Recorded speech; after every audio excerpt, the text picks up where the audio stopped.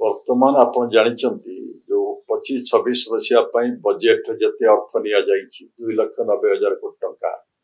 आप गणमाध्यम बारंबार प्रकाश करुँच संतोषजनक भाव में व्यय कर 30% व्यय कर बड़ कथा हूँ आज राज्यर आर्थिक स्थिति बहुत परिवर्तन आसी बड़का राज्य आम राजस्व संग्रह वृद्धि पाई जो बड़ बजेट आम करने को सक्षम होती किंतु ये अर्थ विनियोग यथार्थ निर्दिष्ट समय सीमा भितर हेबा उचित न हो पारुचे आम दुख करवा दाबी करवा आशा करवा सरकार तत्पर हूँ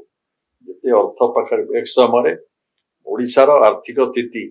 बहुत खराब थिला आमे विभिन्न सेक्टर पाई स्वास्थ्य शिक्षा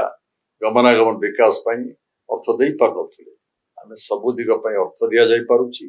एवं सामाजिक सुरक्षा पाई मध्य अर्थ भी प्रबल दि जाई पारुची तेणु वर्तमान सरकार जी अछंती प्रशासन दायित्व जो अच्छा ये सब दिग प्रति ध्यान देवा उचित जो विभाग आदि अनुसूचित जाति जनजाति पाई हो बा शिक्षा पाई हो स्वास्थ्य पाई हो जो अर्थ सब बजेट व्ययबराद व्यवस्था रही सब निर्दिष्ट समय सीमा भितर खर्च होगा उचित लोकों पाखरे योजनार सुफल पहुंचा उचित औषध न पाई कि ताटिया कामुड़ा जा ये जार दायित्व ये उत्तरदायी से प्रश्न करा उचित आम विरुद्ध किए कहीकि आनंद पाऊ कि सर दियो जो जहाँ को कहवा उचित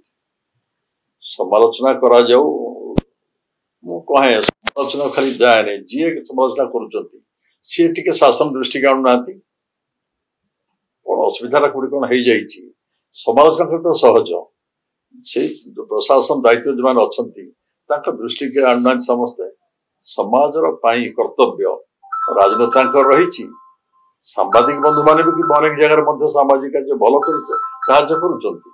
समस्ते आम